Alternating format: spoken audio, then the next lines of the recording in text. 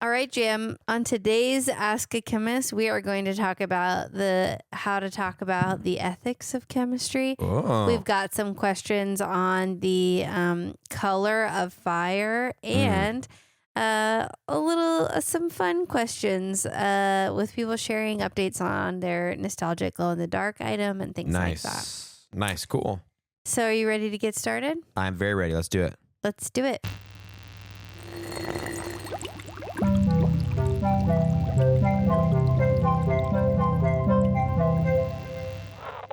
Hey, I'm Melissa. I'm Jam. And I'm a chemist. And I'm not. And welcome to Chemistry for Your Life. The podcast helps you understand the chemistry of your everyday life. Bonus edition. Oh, no. We haven't coordinated on this. I was going to say Ask a Chemist edition. Ask a Chemist edition. It just isn't wrong with the tongue the way bonus does. It's true. It doesn't. But it sounds better in the title. It does. And it is what is happening. Yes. You are asking a chemist. Me, a chemist. You are asking, but then I'm going to be actually doing the asking right now. I'm going to ask for you. The chemist. Should we get into it? Yeah, let's do it. This first question is from Gypsy S. As a chemist, how do you avoid getting into the ethics of certain topics? What I mean by that is, as a chemistry student, it frustrates me when I try to talk about certain subjects with people who are not in the field because they try to always somehow involve the bad chemistry aspect of it. I'm aware of the dark side that chemistry can have the dark side, but I wanted to know if there's a better way to handle conversations where you can acknowledge the dark side of it and still get your point across. Yeah, I mean, I think what you said is the best thing to do. I guess, so I totally get this, where I get really frustrated. Everyone's heard my Breaking Bad rant. Mm-hmm. I can go on it again. Famous. One of our. Anytime I ever say, I can't, I was like, I'm not going to go on it, but I can't not go on it, that I'm an organic chemist. The number one question I get is, can you make meth like on Breaking Bad? Mm-hmm. Which is like, so frustrating. So Right. I totally get that, because to me, that's like, yeah, but meth does a lot of bad things. Yeah. And you know what does a lot of good things? All of the chemistry that we talk about. Yeah, a lot of other stuff, right? Yeah, like life-saving medicine and, things like that, like sunscreen, things that really protect us. Right. And that make our lives better in a lot of ways. So kind of what you're saying is sort of like, so before you even, all of you were wondering this question, you don't even have to ask, because the answer is, yes, she can. It would knock your socks off. And is that really what you want, though? Or do you want to actually know something more interesting, like why onions make you cry? Or how gum has flavor that it loses, but the gum itself doesn't fall apart? Yeah. Or how caffeine works in our brains? Or... are you just thinking of every episode we've done? Yeah. Why cast iron's awesome and Teflon is not. Or 200 literally other reasons. Yeah. Because we've done 201 episodes. So... yes, and the hardest thing is not making it, it's purifying it, which is a whole other thing. But right. So I think it is a real frustration that I also have. And there's a lot of other dark side of chemistry, not just drugs, but the way it's been used in warfare and things like that. But I think that it is important, if you are going to be someone who's going into the field, for you to be able to embrace and acknowledge the bad that it has done. And like, yeah, chemists have been complicit in that, and sort of acknowledge that. Like I remember when we did the plastic series, and it was like, chemists were the ones who basically made up plastic recycling so that they could do things that are nefarious, and they did not put the infrastructure in to actually recycle plastics, or Teflon. These are things that the chemistry community was complicit in. And I think you have to acknowledge that to commit to then doing better. But also, I think sharing about all the good things that you see chemistry doing. So like when I come into those situations, I definitely acknowledge that. But a lot of times I just share but it is frustrating when that's the thing that people bring up all the time, because I see all this cool stuff that chemistry does, like eating carrots, vitamin A then makes our vision better, and all that's chemistry. And in my chemistry class, I get to teach people that reaction that then, So I think for me, I try to just be really honest about that. And I think it is good for us to talk about. There's so many questionable ethics that have like ethically questionable decisions that have happened in the history of science and lots of different research. That's why we have to have ethical standard boards now. So I think acknowledging some of that and like saying like, yep, chemists are complicit in that. And I know as a chemist, I have to be aware of these things. And, but here's the things that I love about chemistry, Yeah. Yeah, that sounds like a very mature answer. If you wanted to be immature, what you can maybe do, think about the other person's profession and find a random TV show that's connected to it. Like if they're like a nurse or like that, be like, oh, can you Grey's Anatomy? Can you Dr. House real quick? And just be like, and then they'll kind of be like, oh, I guess just taking like the TV version or something. That might not win you any friends, and it's certainly not very mature. Yeah. But it seems like an option. Yeah. Especially if it's someone that is your friend that maybe you can joke with that would find that funny. Yeah. Or you could tell them like, actually, you know what? There's this really cool podcast called Chemistry for Your Life. Yes. And it talks about all the good things that chemistry does. And it did an episode on that ethically gray thing that you just mentioned, or that not great situation that you just talked about. Yeah. And they have a good perspective on it. And then, nice. That's a way for you to share the joy and positivity of chemistry. And that is part of why we did this, is because there's so much bad reputation around chemistry, but it also does so many cool things that we want to start the podcast. So the more people talk about the good things that chemistry does, the better. And even like explaining a little bit of the bad, it's more nuanced than just like certain thing bad, that bad, people who made that bad. It's like sometimes that is it, but sometimes it's more like, no, they were trying to solve a problem and then this happened or whatever. It's like everything is more nuanced. But I, as a not chemist, find it very fascinating. Yeah. So you might too. And I guess you're probably listening to this right now. So, I guess we're welcome. Maybe the other people will. Yeah. The people you have these conversations with. So that was a good question. I was excited when you commented it, Gypsy. So thank you. Very good question. This next one is from Kylie K. I believe that's how you say the name on Instagram. In the flame test, why do we mainly see one color, even though electrons jump all sorts of levels? So typically, certain molecules or atoms absorb light in certain amounts and then release them in those amounts. It's like a standard size of energy that it can absorb and let off. And so because of that, it typically has a characteristic color that goes with it. And we actually have a whole episode about that where we talk about why you can turn fire green. So if you want more details, you can check that out. But yeah, there's an idea of like energy can only be absorbed in certain amounts, certain like packets is what they say, or like certain quanta is actually the official. That's where quantum comes. So yeah. Wow. That's a very brief answer. And that episode's super cool. I love the green fire. And there's really cool videos from it.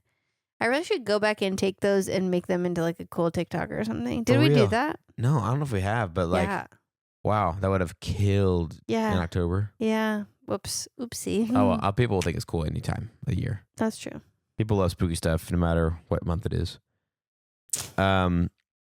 Oh, yikes. Okay, wow. Interesting.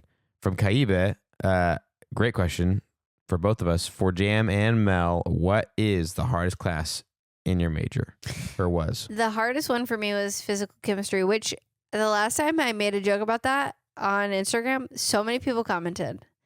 Yep. They were like, yes, physical chemistry is worse. Hated physical chemistry. So then this question came up. I did the same thing. And all I did was post a picture on Instagram of a book, a chemistry book, and a physical chemistry book, and I put a cry face. And then people responded, and I wanted to read the responses to you because they were hilarious. One said, literally me, with also a cry face. Let's see. Who said that? And then Jesus R said, excuse me, that's the PChem Bible right there. And I just responded with, 3 faces with X's for eyes. And then I think it was Joel. Joel said me and just also put a laughing, crying face. So, no, it never fails that everyone hates PChem is what I'm saying. Or they love it, I guess. But mostly they just hate it. Stephen B responded last time and was like, seriously, that's the worst class. So, PChem. Do you remember when you called it, when you said it was the scariest class and I made that joke? You said the scariest form of chemistry? Or one of our spooky episodes? No, I don't. Can you remind me what it was? I was very proud of it. And I showed my wife the next day. I was like, wait, what was the scariest chemistry? PChem. Ah! And I like shouted and surprised you. No, I already forgot that you did that. I feel like we've talked about it a lot lately. Yeah, so it was in funny. It was in the cold open, I think. So is that your answer? Yeah, that's my answer. What about yours? What's your hardest class? Wow. This is great. Jam's major was radio, television, and film. Yes, I will say that I honestly think that for me, some of the harder classes that took a lot more for me to really get through were not within my major, but like required for me to get that degree.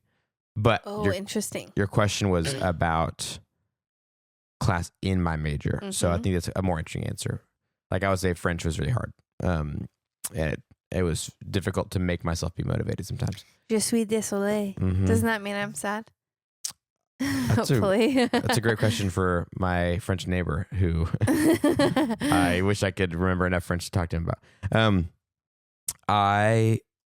In my actual major, radio, television, and film. Means I'm sorry. Oh, yeah. That's right. Not I'm sad. Yeah, that's right.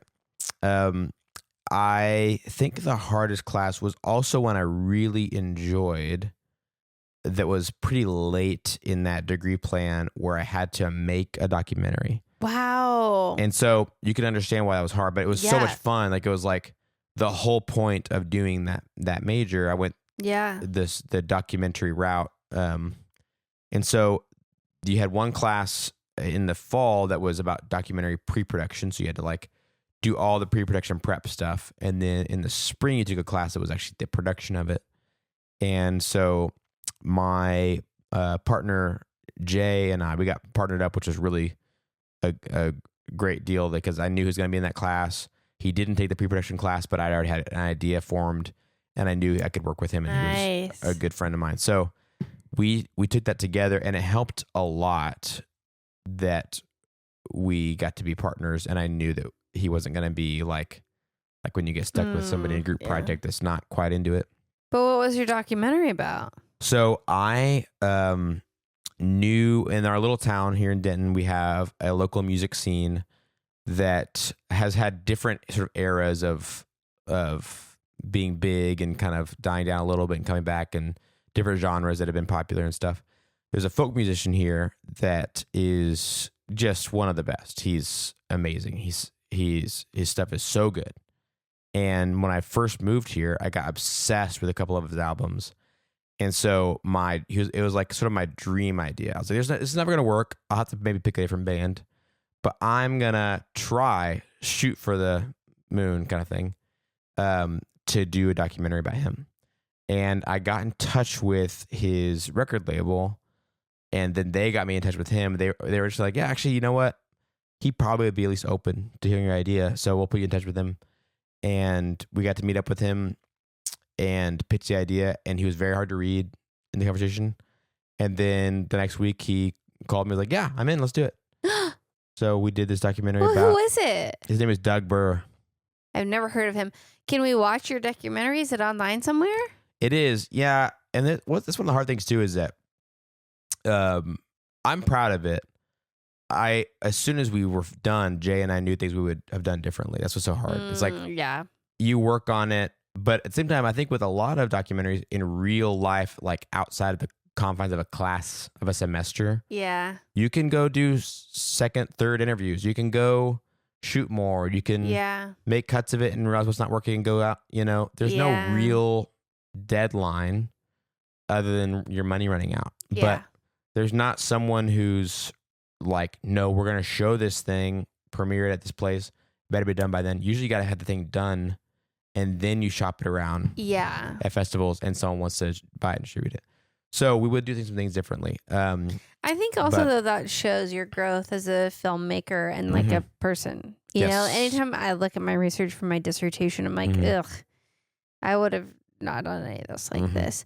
But that shows your growth, right? Yeah. And it was fun too because I've seen Doug around town many times since then, and he's so nice. One of the things that's so cool about that documentary, that's the theme of it, is he's not, even though I was introduced to him through his music first and then met him and spent time with him as a person. So I kind of, in my head, treated him like every other musician that I like or every other celebrity or something. But he's so not that. He's like a normal job and like all that stuff. He's like us in the sense that the thing he does for, that's a passion of his, isn't his job and it can't be at the moment. But he makes great stuff. Yeah. And I love it. And I think if anyone should, he would be very well deserved for him to be able to do his music full time. But he's just a regular dude. I got to like be around him and his wife and his kids and hang out during some of their family dinners and stuff. And I was like, this is most of his life. Yeah. He does this. He has like an IT job. And then by night, a couple nights a week, tops. Yeah. He's mysterious folk singer. Sort of like what's the Ron Swanson, Duke Silver in Parks and Rec. Yes, exactly like that. He's like moonlights as a famous. Yes. Yeah. So the documentary is called Blues Running Backwards, and I know it's on Vimeo. I can't remember if it's on YouTube or not. Okay. Cool. It's public. So. Awesome. All right. Well, that was a good question. That brought out a whole fun chat that we don't normally have. So good job. Thanks, Kaiba. You always ask the best questions. And sorry if that's more than you wanted to know. Well, I asked, so it can be my apology. That's true. Okay. This question from Sean. Is this a Sean or the Sean? A Sean, I think. Not a Sean, not the Sean that we know in day-to-day life. Where does the sour come from in sourdough? It comes from yeast, which do some kind of fermenting. And I don't know, honestly. I mean, I have guesses, but I think we need to do a whole episode on sourdough because this is the second time we've got questions about that. And Mason, do you want to come and be on camera for just a second? Just real quick. I think it's the first time we got him on camera. What if he said no? Mason is, did he make it in the shot? Yeah, there you go. Yeah, he's in. Yep. Yeah. Is starting to make sourdough. So nice. Yeah. Nice. He said he's making some tomorrow. They probably didn't hear it. I think we might need to be able to eat some of that while we talk about it. I think there's no other way. That's such a good point. Well, I already have the next 2 loaves he's making. He makes 2 loaves at a time earmarked for another event. So I'm sorry. Well, I refuse to learn about it until I can eat about it. It's fair enough. Okay. Well, cool. That's a great question. The rest of them are more just like fun things. Okay. So we can kind of go back and forth of like things that people shared with us. So nice. The next one I'll say, this is from Erica B, part of our community members. She shared about, we'd asked, what is your like nostalgic glow in the dark item? And she said it was her eyeglasses glow in the dark. Whoa. She said, my eyeglasses glow in the dark. Sometimes it's a little distracting, but it's always entertaining. You know what's so smart about that? You can always find them. Yes. That is exactly what I thought. Yes. Since I've read this, there's probably been 4 times I've been like, where did I put my glasses at night? Like, which surface did they end up on? Yes. But a lot of times too, where like I've fallen asleep and like I usually put them on my nightstand, but it's like possible it didn't fall up if I like got a drink in my water bottle during the night or something, or if one of our kids came and got in bed at night, they could like knock something off or whatever. And I just was like, okay, the thing that helps me find the glasses are the glasses that I need to be wearing to see things to find them. Exactly. Smart. Mason, do you have a nostalgic thing glow in the dark thing that you think of immediately?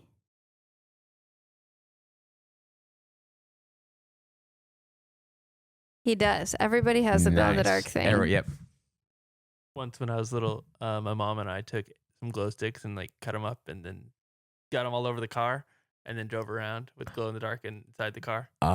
Inside or on the outside? Inside the car. Whoa. That is cool, but I technically think that's a different technology. And we did do a separate episode on glow sticks a while back. A different technology. But that is nostalgic. That's a perfect. Yeah, that is nostalgic. Yeah. Yep. That's cool. We also would cut them open and stuff. The smell is so distinct. It's like nothing else. I would never do that. My Alice Collini would never allow that. Yeah. Well, my parents didn't explicitly allow it. They didn't know and never knew it happened. But okay, this next one is from Rachel E on YouTube. For my neat glow-in-the-dark item, you can get glow-in-the-dark craft paint. I used it in the past for a model I put together. It was a pirate ship. Dude. Isn't that fun? That's awesome. I love that. And then the very last comment that we wanted to share from a listener is from Crazy Times Man on YouTube. And they said, first, yay chemistry, which I think was like, oh, I'm the first one to comment. But also they said yay chemistry, which I thought was really cute. So I just wanted to shout them out that made me really happy. Nice. That's awesome. We've got more people commenting on YouTube, and that's been really fun. So feel free to go comment under this video. Whatever you want, whatever questions you have, or what your glow-in-the-dark nostalgic item is, or what your worst subject was from your major. We want to hear it all. Yes, definitely. Good questions. Yeah. Good comments. We should our normal outro, don't we? On this. Yep. Yep. If you have a comment, a follow-up to one of our other episodes, or questions that you wanted to chemistry, it may not be a full episode's worth, but it may be like sourdough. We love those. That's what we live for. We live for the chemistry questions. Please send those to us. chemforyourlife.com. That's where we love to receive your questions. We get them from everywhere, but it helps us a lot there on our website. If you'd like to help us keep our show going and contribute to cover the costs of making it, you can join our super cool Chem community of patrons on patreon.com/chemforyourlife. That's patreon.com/chemforyourlife. You can get some perks for, our way of saying thank you. You get an ad-free feed of the show. You get a bonus episode every month that's just for you guys. You get some thank yous. You get just things like that because we are grateful for you for making the show possible for everybody else, keeping it free for everybody else. And we love our community. We love getting to learn about y'all and share some behind the scenes stuff with y'all. But if you're not able to do that, you can still help us. You can still be part of the team in a way by subscribing on your favorite podcast app, subscribing on YouTube, rating, writing, review on Apple Podcasts or Spotify, leaving a comment on YouTube. Those things help us be discovered, help chemistry to be explained and part of more people's everyday life. This episode, I said at the exact same time, the exact same way before my last credit reading. This episode of Chemistry for Your Life was created by Melissa Collini and Jem Robinson. Jem Robinson is our producer, and this episode was, like Jem said, made possible by our financial supporters on Patreon, by our community. We're so grateful, so thankful. And so we think it's really important to thank every one of you by name. So thank you so much to Julie S., Heather R., Autoclave, Chelsea M., Dorian V., Scott B., Jesse R., Sierra L., John T., Jeanette N., Cullen R., Erica B., Elizabeth P., Sarah M., Rachel R., Latila, Katrina B., Suzanne P., Venus R., Lynn S., Jacob T., Brian K., Emerson W., Christina G., Timothy P., Stephen B., Kristen Claire S., Chelsea B., Avishai B., and Hunter R. And I think when this episode comes out, it's going to be very close to Chris's birthday. So we'll do a shout out to Chris for his birthday. Yay, Chris. Yay, Chris, and yay, chemistry. Yay, chemistry. Yay, chemistry. Thanks, y'all. Bye.